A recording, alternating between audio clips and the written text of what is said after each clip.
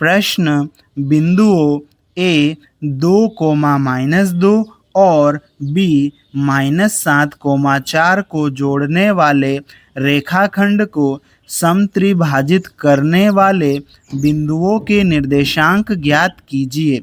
इस प्रश्न में हमें ये जो दो बिंदु ए और बी दिए हुए हैं, इन दोनों को जोड़ने वाले रेखाखंड ए बी को समत्रिभाजित मतलब समान 3 भागों में विभाजित करने वाले बिंदुओं के निर्देशांक ज्ञात करना है। ठीक है, तो देखो ये जो बिंदु ए है यहाँ पर हम बना लेंगे, ये जो बिंदु बी है इसको हम यहाँ बना लेंगे और उसके बाद में इन दोनों को जोड़ने वाला ये रेखाखंड ए बी हो जाएगा।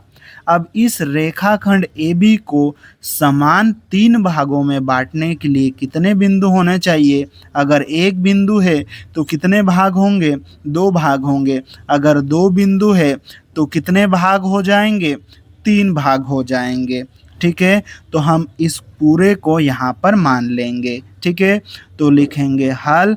माना कि बिंदुओं पहला वाला बिंदु ए 2, और दूसरा बिंदु बी -7, 4 को जोड़ने वाले रेखाखंड ए बी को समत्रिभाजित करने वाले बिंदु कौन से बिंदु है? पहला बिंदु P x, y और फिर दूसरा बिंदु Q x dash, y dash है। ये दो बिंदु इस रेखाखंड AB को समत्रिभाजित कर रहे हैं, समान 3 भागों में विभाजित कर रहे हैं। ठीक है, इसको हमने यहाँ पर लिख लिया।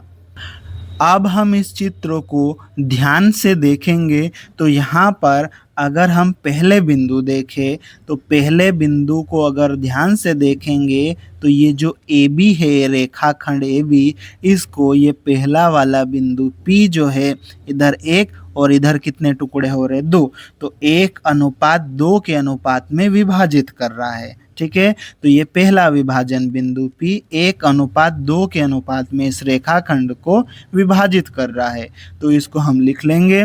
अतः बिंदु P रेखाखंड AB को 1:2 के अनुपात में विभाजित करता है। ठीक है, और यहाँ पर हम क्या करेंगे? कुछ मान निकालेंगे। जो विभाजन बिंदु होता है वो उसके निर्देशांक x, y के रूप में होते हैं। ठीक है, तो x का मान यहाँ पर x, y का मान y हो जाएगा, तो हम लिख लेंगे x बराबर x, y बराबर y। ठीक है, और जो रेखाखंड होता है उस रेखाखंड का जो पहला बिंदु होता है उसके निर्देशांक x1, y1 के रूप में होते हैं, तो x1 बराबर 2 और y1 बराबर -2 हो जाएगा। तो x1 बराबर 2, y1 बराबर -2 हम यहाँ पर लिख लेंगे। और इस रेखाखंड का जो दूसरा बिंदु है उसके निर्देशांक x2, y2 के रूप में होते हैं, तो x2 बराबर -7, y2 बराबर 4 हो जाएगा। तो x2 बराबर -7, y2 बराबर 4 हम लिख लेंगे। और ये जो अनुपात होता है ये m1 अनुपात m2 होता है, तो m1 कितना हो जाएगा? 1 और m2 कितना हो जाएगा? 2। तो m1 बराबर 1 और m2 बराबर 2 हम यहाँ पर लिख लेंगे। ठीक है, और उसके बाद में हमें क्या करना है? इस विभाजन बिंदु P के निर्देशांक निकालना है। उसके लिए हमें विभाजन सूत्र लगाना होगा, तो हम लिख लेंगे अब विभाजन सूत्र। विभाजन बिंदु कौन सा है? बिंदु P, तो यहाँ पर बिंदु P के निर्देशांक विभाजन बिंदु के निर्देशांक आएंगे, फिर ये बराबर और ये कोष्टक में सूत्र हो जाएगा m1x2 प्लस m2x1 बटे m1 प्लस m2, फिर कोमा लगा के m1y2 प्लस m2y1 बटे m1 प्लस m2। ठीक है, यहाँ पर हमने विभाजन सूत्र लिख लिया है।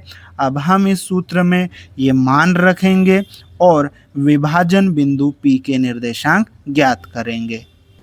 अब हम यहाँ पर सूत्र में मान रखेंगे। ठीक है, तो ये बराबर का चिन्ह लगा लेते हैं।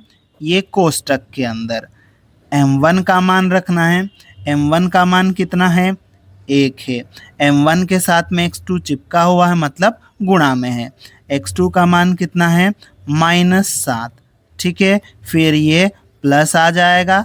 फिर m2 का मान रखना है। m2 का मान कितना है? 2। फिर m2 के साथ में x1 चिपका हुआ है, मतलब गुणा में है। x1 का मान कितना है? 2। ठीक है, x1 का मान रख देंगे हम और इस पूरे के बटे में m1 प्लस m2। m1 का मान कितना है? 1। m2 का मान कितना है? 2। तो m1 का मान 1 प्लस m2 का मान 2, ये हम यहाँ पर रख देंगे। फिर हम कोमा लगा देंगे। ठीक, फिर आगे m1 का मान रखना है।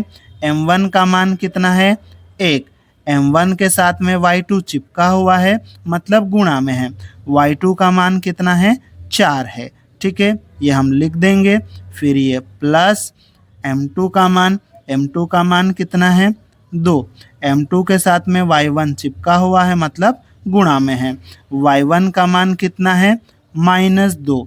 इसको भी हम यहाँ पर रख देंगे और इस पूरे के बटे में m1 प्लस m2। m1 का मान 1, m2 का मान 2, तो ये m1 का मान प्लस m2 का मान, और ये कोष्टक बंद। ठीक है, इसको आगे हल करेंगे तो यहाँ पर ये बराबर का चिन्ह आ जाएगा। ठीक है, अब देखो यहाँ पर क्या होगा? 1 का गुणा -7 से करेंगे तो कितना आ जाएगा? -7 आ जाएगा। फिर ये प्लस आ जाएगा। 2 का गुणा 2 से करेंगे 4 आ जाएगा, और इस पूरे के बटे में 1 प्लस 2 कितना हो जाएगा? 3 हो जाएगा। फिर कोमा 1 का गुणा 4 से करेंगे तो कितना आ जाएगा? 4 आ जाएगा। ठीक है, फिर 2 का गुणा -2 से करेंगे तो कितना आ जाएगा? -4 आ जाएगा, और इस पूरे के बटे में 1 प्लस 2 कितना हो जाएगा? 3 हो जाएगा। ठीक है, अब हम इसको आगे हल कर लेंगे तो देखो यहाँ पर ये जो बराबर का चिन्ह है इसको हम यहाँ लगा लेंगे। ठीक है, फिर कोष्टक के अंदर -7 प्लस 4, दोनों के चिन्ह अलग अलग है, घट जाएंगे। ठीक है, और क्या जाएगा अपने पास में घटने के बाद में? -3 आ जाएगा, और इस पूरे के बटे में 3। ठीक है, फिर कोमा लगा लेंगे। ठीक है, 4 - 4 कितना हो जाएगा? 0, और इस पूरे के बटे में 3 आ जाएगा। ठीक है, अब आगे फिर से यहाँ पर हम बराबर का चिन्ह लगा लेंगे। ठीक है, अब -3 को 3 से भाग देंगे तो कितना आ जाएगा हमारे पास में? -1 आ जाएगा। ठीक है, फिर हम कोमा लगा लेंगे। 0 में 3 से भाग देंगे तो कितना आ जाएगा हमारे पास में? 0 आ जाएगा। ठीक है, इस प्रकार हमने पहले विभाजन बिंदु के निर्देशांक निकाल लिए हैं। पहला विभाजन बिंदु P है, तो यहाँ बिंदु P के निर्देशांक क्या है? -1, 0, जिसे हमने निकाल लिया है। ठीक है, अब हम दूसरे विभाजन बिंदु के निर्देशांक ज्ञात करेंगे।